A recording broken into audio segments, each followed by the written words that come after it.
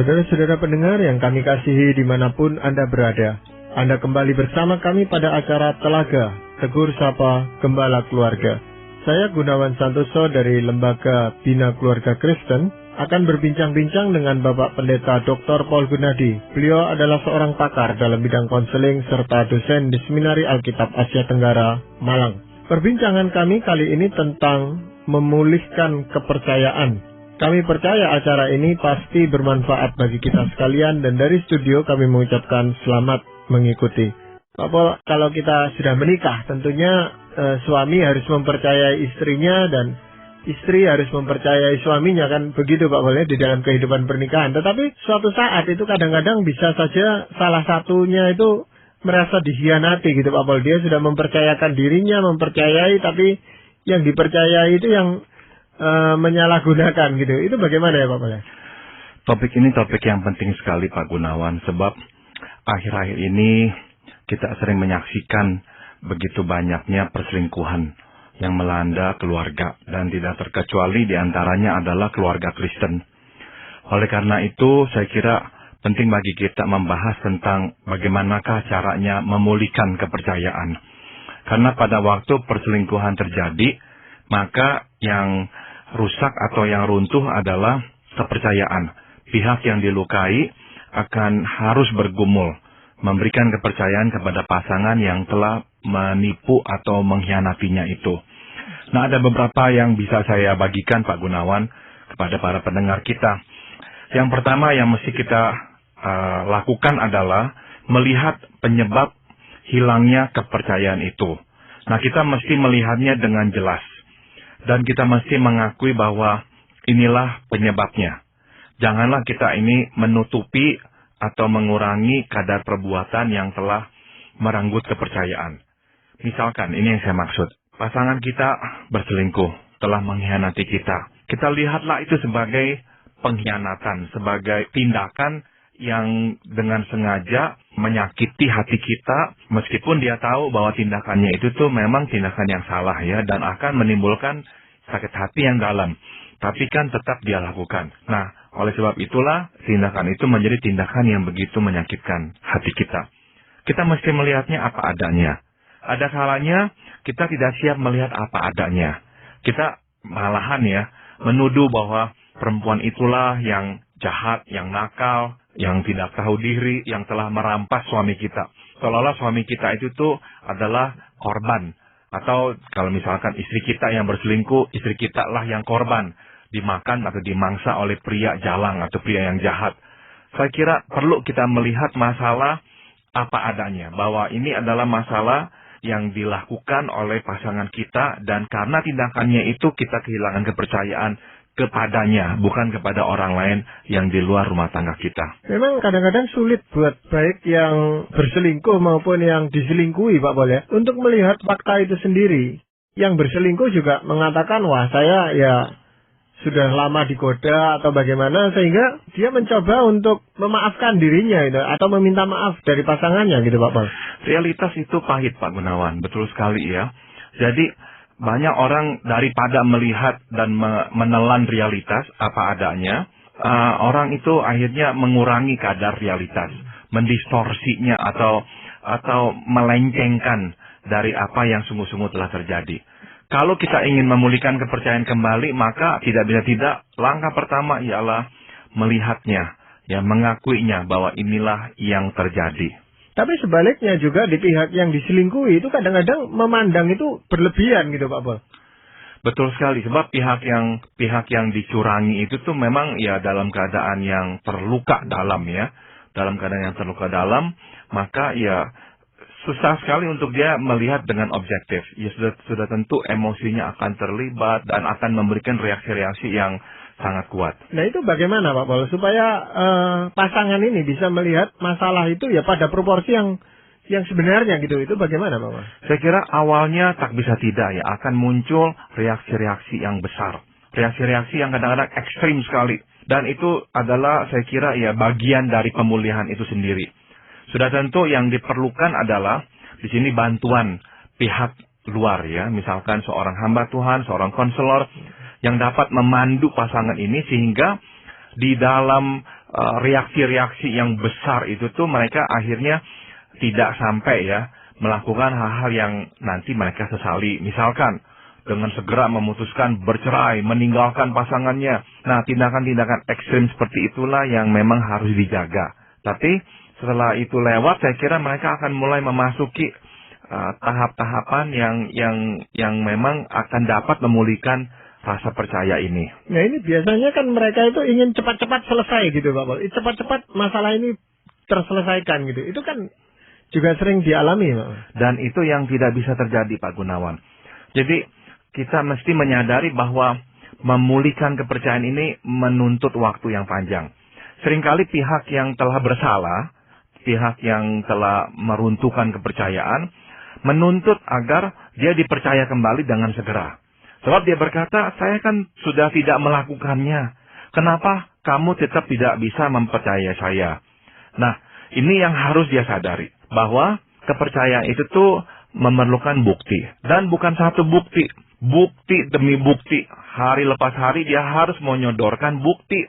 Dan ini bisa berlangsung setahun, 2 tahun, bahkan 3 tahun. Bahkan setelah lewat masa ini pun, setiap kali ada kecurigaan, muncullah pikiran bahwa pasangannya telah melakukan perbuatan yang sama lagi. Jadi perlu sekali si pasangan yang telah bersalah itu tuh membuktikan dirinya. Kita pada dasarnya tidak bisa ya dengan serta-merta mengubah pandangan yang telah terbentuk. Kita tidak bisa melakukannya. Perubahan hanya terjadi sedikit demi sedikit seiring dengan adanya bukti itu. Kadang-kadang kan di dalam hal ini, Pak Paul ya, proses panjang seperti ini, orang itu kan merasa saya sudah mengaku, saya sudah menyatakan bersalah. Kalau itu terus diungkit terus kan menyakitkan gitu, Pak Paul. Memang, tapi inilah sesuatu yang harus didengarnya dan diterimanya dengan hati yang lapang. Dia mesti mengizinkan pasangan yang terluka itu untuk mengekspresikan luka-lukanya. Nah, tapi dianya sendiri jangan membalas. Dianya sendiri itu jangan balas marah, yang ngambeklah, keluarlah caci maki dari mulutnya. Nah, meskipun dia tidak lagi ya mengulang perbuatan selingkuhnya. Tapi kalau dia itu tuh mencerminkan atau mengkomunikasikan sikap-sikap yang tidak terpuji, ya, itu tuh akan menjadi masalah. Sebab, nah ini yang perlu kita ketahui, kepercayaan itu bertumbuh seiring dengan respek. Artinya pasangan yang terluka mesti kembali respek kepada kita, kepada orang yang telah bersalah itu. Kalau dia tidak respek, kepercayaan tidak mungkin tumbuh. Jadi pihak yang bersalah, dia harus benar-benar dengan sekuat tenaga ya, memunculkan perbuatan atau tingkah laku yang layak dipuji. Yang baik, ya, yang sabar, yang lemah lembut, yang merendah. Nah, dengan cara-cara itulah pasangan yang dilukai itu akan kembali respek kepadanya. Ya, dengan dia membatasi relasinya dengan orang, dengan dia benar-benar sekarang menjaga ya hubungannya dengan lawan jenis. Nah, itu tuh akan mengundang respek dari pihak yang telah dilukai. Semakin cepat respek bertumbuh, semakin juga cepat kepercayaan dipulihkan. Ya, itu seringkali Pak Paul ya, ini terutama yang di pihak wanita, di istri ini yang sering saya tahu. Itu sejauh sebelum mereka mengalami masalah ini, jadi suaminya berselingkuh, itu biasanya istrinya sudah memberikan semacam peringatan gitu. Katakan kamu jangan sampai berselingkuh. Kalau sampai terjadi itu, saya tidak akan percaya sama kamu. Nah, ini terjadi gitu Pak Paul ya. Sehingga proses untuk dia respect kembali kepada suaminya itu makin sulit gitu Pak Paul. Betul sekali. Sebab ini sesuatu yang telah dikomunikasikannya. Dan dia sudah ingatkan berkali-kali. Dan dia juga sudah berikan sanksinya ya kalau ini terjadi. Tapi tetap toh dilakukan. Nah, sudah tentu memang respect itu hancur. Respect hancur. Jadi kepercayaan runtuh. Nah, yang berikutnya juga akan ambruk adalah respect. Itu sebabnya, tadi saya katakan, untuk membangun kembali kepercayaan ini, kita harus membangun respect kembali. Ya, pasangan kita itu tuh perlu melihat kita dengan mata yang berbeda. Bahwa sekarang kita adalah seorang manusia yang terpuji. Dulu kita tak terpuji, kita melakukan hal tak terpuji. Sekarang kita ini menjadi orang yang terpuji. Salah satunya adalah memang menyesali perbuatan kita, bertobat atas perbuatan kita. Tidak mudah cepat tersinggung, tidak mudah marah, tidak mudah membalas. Dan misalkan kita sekarang lebih peduli dengan keluarga kita. Kita lebih memberikan perhatian kepada anak-anak kita. Nah, tindakan-tindakan terpuji itu tuh diperlukan untuk mengembalikan respek kepada orang tersebut. Tetapi ya karena waktunya itu sulit untuk diperkirakan gitu Pak Pol. Yang tadi Pak Pol katakan bisa 2 tahun, bisa 3 tahun. Nah ini kebanyakan para pria ini tidak sabar menunggu itu gitu Pak Pol. Oleh sebab itulah dia mesti melakukannya bukan dengan tujuan yang sangat praktis ya, supaya ya lewatlah semuanya, krisis ini bisa berlalu. Bukan. Tujuannya adalah dia memang ingin menjadi manusia yang baru. Manusia yang terpuji ya. Manusia yang tidak ada cacat celaknya lagi. Nah, jadi tujuannya jelas itu tuh. Bukan supaya, lewatlah krisis ini, istri saya bisa baik kembali kepada saya, dan rumah tangga saya bisa aman kembali. Bukan hanya itu. Ada yang lebih dalam, yang lebih penting, yaitu pembangunan manusia itu kembali. Nah, ini berkaitan dengan yang berikutnya Pak Gunawan, yaitu kita itu tuh hanya bisa mempercayai orang yang kita kasihi kembali. Kalau dia telah melukai kita, cinta itu akan merosot, turun. Kadar cinta itu benar-benar akan berubah. Nah, kepercayaan itu tuh hanya bisa tumbuh kembali kalau kasih juga bertunas kembali. Ini berarti apa? Kita mesti membereskan masalah dalam pernikahan yang telah menghilangkan kasih juga. Masalahnya bisa saja ya, yang terbesar adalah atau yang terakhir adalah perselingkuhan itu. Tapi seringkali kasih memang sudah mulai pudar jauh sebelum terjadinya perselingkuhan. Kalau itu yang menjadi masalah, nah kita juga perlu membereskan hal ini. Bisa jadi ya, kita itu tuh mempunyai andil di dalam hilangnya kasih di dalam pernikahan kita ini. Nah, untuk itulah kita perlu ya membereskan masalah-masalah mendasar ini. Supaya kasih bisa bercabang, bisa berdaun dan bisa berbuah kembali dalam rumah tangga kita. Dengan berlimpahnya kasih, maka kita juga lebih mudah mempercayai pasangan kita.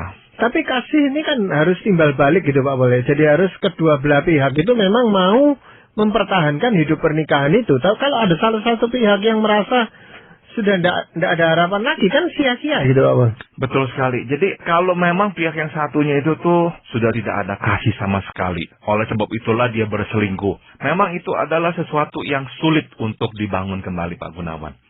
Memang nggak mudah. Kalau kasih itu benar-benar sudah mentok, tidak ada lagi.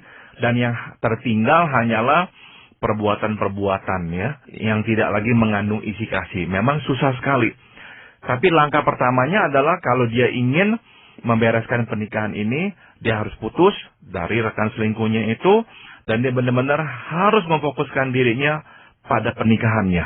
Hanya pernikahannya saja, tidak ada orang-orang lain dalam hidupnya. Nah, dengan cara ini, saya kira kemungkinan kasih muncul lebih ada. Ya, lebih ada. Apalagi kalau masalah-masalah awal yang telah menghancurkan kasih itu tuh bisa dibereskan. Nah, kasih berkesempatan untuk muncul kembali.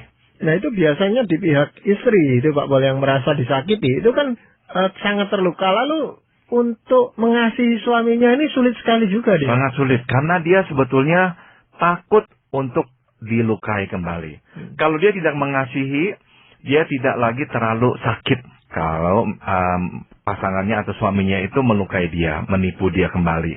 Itu sebabnya saya kira ya, sampai batas tertentu, reaksi-reaksi tidak mau mengasihi pada awalnya, reaksi yang manusiawi. Saya memakluminya, sebab dia sudah terlalu sakit. Dia seperti ditipu, ditusuk sekarang. Jadi bagaimanakah mungkin dia mengasihi lagi? Dan bukankah dia akan membuka pintu dilukai kembali jika dia mengasihi pasangan yang telah mengkhianatinya itu. Sampai batas tertentu saya kira manusiawi, dan saya akan izinkan seseorang yang telah dilukai melindungi diri dan tidak mudah-mudah memberikan kasih. Tapi sekali lagi ini adalah suatu kondisi sementara yang saya harap tidak berlangsung terus-menerus. Dia juga harus belajar ya, memberikan kasih itu kembali. Tapi ya, saya juga letakkan tanggung jawab kepada pihak yang telah menghancurkan kepercayaan dan kasih ini. Dia juga harus ya mengadakan perubahan-perubahan yang drastik supaya dapat dilihat oleh pasangannya. Mungkin yang bisa mengikat mereka hanya janji yang pernah mereka ucapkan di hadapan Tuhan itu Pak Paul. Seringkali itu Pak Gunawan. Jadi takut akan Tuhan. Takut akan Tuhan itu seringkali menjadi pengekang mereka mengambil tindakan yang lebih drastik ya. Dan karena takut akan Tuhan, mereka akhirnya berkata, ya kita bereskan lagi. Jadi memang betul sekali ya, penting sekali suami istri memiliki rasa takut akan Tuhan. Jadi di situ kepercayaan itu akan tumbuh kembali Pak Paul ya. Kalau ada komitmen yang kuat di antara mereka. Kalau enggak, sulit Pak Paul ya. Betul. Komitmen sangat dipentingkan dan komitmen ini nih yang menjadi titik berangkat, langkah awal di dalam memulihkan kepercayaan ini. Nah itu bagaimana prosesnya Pak Paul? Oke, setelah kita mempunyai atau memberikan komitmen ini, kita harus melakukan langkah berikutnya, yaitu mesti membalas atau mengubah perilaku yang lama, yaitu perilaku tidak jujur. Ya, komitmen bukan hanya mulut, ucapan. Saya itu tuh ingin bersama dengan kamu. Saya ingin tetap menikah dengan kamu. Bukan hanya itu. Komitmen itu adalah juga tindak nyata. Bahwa saya sungguh-sungguh ingin bersama dengan kamu. Dan karena saya sungguh-sungguh ingin bersama dengan kamu, saya akan mengubah perbuatan saya yang dulu itu. Perbuatan saya yang dulu adalah berbohong. Tidak pernah jujur. Nah, sekarang saya mau jujur. Jadi akhirnya dia mulailah jujur ya. Jangan cara apa? Membuka diri ya. Seluas-luasnya agar semua tindakan ini dapat dilihat. Dulu dia membuka diri sesedikit mungkin. Supaya apa? Pasangannya tak bisa melihat dirinya yang sedang berdosa itu. Nah sekarang enggak, terbalik ya. Dia harus membuka diri seluas-luasnya. Dia mesti menutup kemungkinan munculnya kecurigaan. Dan sudah tentu, ia menutupnya dengan kejujuran. Bukan dengan kebohongan. Kalau dulu, untuk menutup kemungkinan munculnya kecurigaan, dia berbohong. Satu bohong ditimpa dengan bohong yang lain. Sekarang tidak. Untuk menghilangkan kecurigaan, nah, obatnya adalah kejujuran. Kejujuran ini diwujudkan dalam kekonsistenan. Yakni, apa yang dikatakan, itu yang dilakukan. Misalkan dia berjanji pulang jam 5. Pulanglah pada jam 5. Jangan sengaja atau mengulur waktu. Kalau tidak bisa pulang, beritahu sehingga pasangan di rumah tahu bahwa dia akan terlambat. Jadi konsisten dengan apa yang dikatakannya. Tapi biasanya gitu tuh dari pihak yang dilukai, yang merasa dicurangi itu Pak Paul ya. Di dalam memberikan kepercayaan lagi itu juga dengan banyak syarat gitu Pak Paul ya. Tidak bisa seperti yang dulu lagi dia memberikan kepercayaannya. Seringkali memang syarat-syarat itu diperlukan Pak Gunawan. Karena apa? Karena dia sudah kehilangan kepercayaan itu. Jadi dia mesti yakin seyakin-yakinnya bahwa pasangannya ini sungguh-sungguh telah berubah. Itu sebabnya dia memberikan tuntutan. Dia berharap ya bahwa pasangannya ini yang telah mencederai kepercayaan akan dapat memenuhi tuntutan itu. Sebab semakin banyak tuntutan yang dapat dipenuhi, nah semakin legalah hati yang telah terluka itu. Kadang-kadang memang tuntutannya berlebihan, itu saya akui. Ya, jadi juga perlu ya pihak yang terluka berhati-hati dengan tuntutan, jangan sampai berlebihan. Namun saya bisa mengerti kenapa kok tuntutan itu diberikan. Ya, seolah-olah dia benar-benar ingin menguji tanpa habis. Ya, sehingga dia yakin, sungguh-sungguh yakin bahwa pasangannya ini sudah berubah. Pak Gunawan, salah satu pengamatan saya ya terhadap orang yang telah berselingkuh. Mereka pada akhirnya mengalami perubahan kepribadian. Mereka menjadi manusia yang berubah. 180 derajat berbeda dari diri yang sebelumnya. Saya kadang-kadang bertanya, mengapakah mereka berubah sedrastik ini? Akhirnya saya temukan hanya satu jawabannya. Mereka berbohong bukan untuk satu bagian dalam hidup mereka. Mereka berbohong untuk seluruh bagian dalam kehidupan mereka. Kadang-kadang manusia itu berbohong. Tapi hanya satu, mungkin bohong kecil dalam seminggu atau dalam sebulan atau dalam mungkin setahun.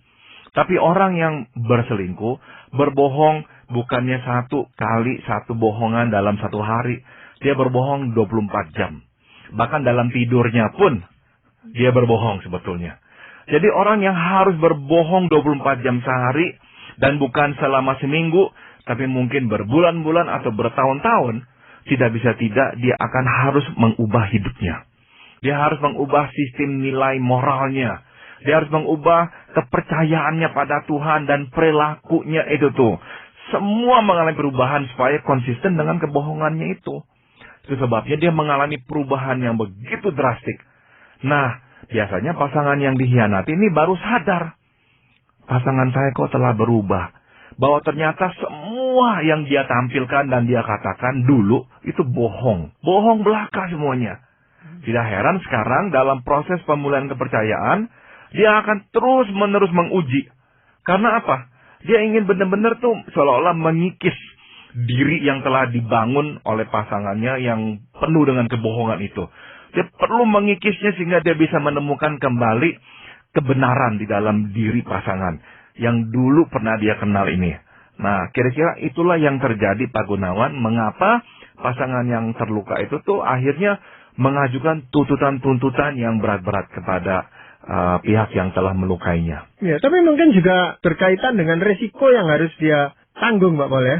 Karena kalau dia mempercayai lagi, kemudian dikhianati lagi, dia akan terluka yang jauh lebih sakit gitu, Pak Paul. Betul, dan kita secara alamiah tidak mau luka 2 kali, apalagi di tempat yang sama. Tapi ini yang harus saya katakan kepada pihak yang telah dilukai. Untuk memulai, untuk kembali mempercayai, kita harus mengambil resiko. Dan ini berat. Saya tahu ini berat, maka saya meminta agar ya ambillah resiko sedikit demi sedikit. Kita tak bisa dengan serta-merta ya memberikan kepercayaan penuh lagi kepada pasangan kita. Tidak bisa. Kita hanya bisa memberikan kepadanya kepercayaan yang kecil. Nah, tapi sekecil apapun kepercayaan itu, ini yang saya minta. Berikanlah. Sekecil apapun, setiap hari sebaiknya ada kemajuan. Kemajuan sekecil apapun, tetap itu adalah kemajuan. Jadi, ini tantangan saya kepada pihak yang telah dilukai. Memang ada waktunya terluka, ada waktunya untuk berdiam diri, untuk menyembuhkan luka itu. Tapi setelahnya, mulailah mengambil risiko. Mulailah memberi kepercayaan sekecil apapun. Nah itu, kalau di pihak yang dilukai tadi sudah mulai sedikit demi sedikit memberikan kepercayaannya, Pak Paul ya. Kemudian dia melihat ada perubahan lagi di pihak yang tadinya berselingkuh, entah suami atau istri. Itu lalu jadi kembali lagi ke titik nol lagi, Pak Paul. Seringkali begitu. Maka jangan sampai pihak yang telah bersalah itu tuh mengulang kesalahannya. Itu adalah kebodohan yang amat dalam deh, amat besar. Mungkin bukan mengulang kesalahan, Pak Paul, tapi di pandangan pihak yang pernah disakiti itu menjadi negatif gitu. Oke. Tapi memang itu adalah bagian dari penyembuhan ini, Pak Gunawan. Untuk waktu yang agak lama, pandangan negatif itu akan selalu ada. Ya, luka itu akan terus menganga, akan terus berdarah. Namun pada akhirnya, dia harus berkata, saya mau. Saya akan mencoba kembali, dan dengan cara apa? Memberikan kepercayaan sekecil apapun. Nah, kita nggak bisa lepaskan ini dari sudut Tuhan, dari campur tangan Tuhan. Kita harus melihat pergumulan memberi kepercayaan sebagai pergumulan rohani. Yaitu apa? Yaitu kita sebetulnya sedang dituntut untuk mempercayakan hidup kepada Tuhan kembali. Kita disadarkan ya akan kefanaan dan kerapuhan hidup. Dan bahwa kita harus meletakkan dasar kekuatan dan pengharapan pada Tuhan. Ya, tidak bisa pada manusia. Betul sekali ini firman Tuhan. Nah, saya akan kutip dari Markus 9 ayat 23-24. Jawab Yesus, tidak ada yang mustahil bagi orang percaya. Segera ayah anak itu berteriak, aku percaya, tolonglah aku yang tidak percaya. Nah, ini kisah tentang seorang ayah yang datang membawa anaknya yang dirasuk setan. Dan dia meminta Tuhan, kalau bisa sembuhkanlah anakku ini. Tapi Tuhan Yesus berkata, kalau bisa, pasti bisa ya dengan Tuhan. Tidak ada yang mustahil dengan Tuhan. Makanya Tuhan berkata, tidak ada yang mustahil bagi orang percaya.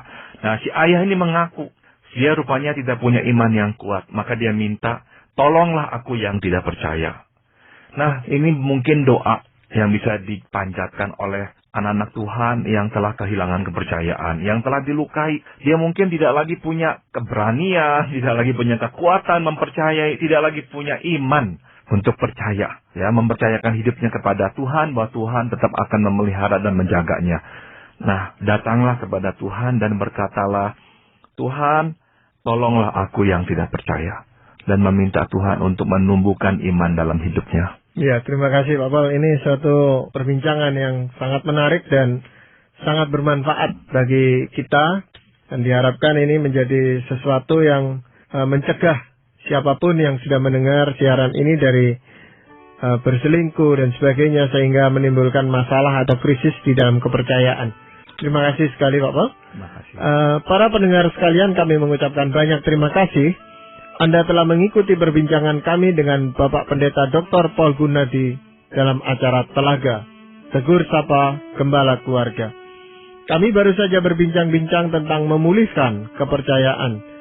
Bagi Anda yang berminat untuk mengetahui lebih lanjut mengenai acara ini, silakan menghubungi kami lewat surat.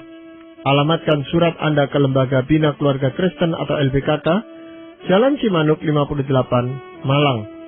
Anda juga dapat menggunakan email dengan alamat telaga@indo.net.id. Kami mengundang Anda untuk mengunjungi situs kami di www.telaga.org. Saran-saran, pertanyaan, serta tanggapan Anda sangat kami nantikan. Akhirnya dari studio kami mengucapkan terima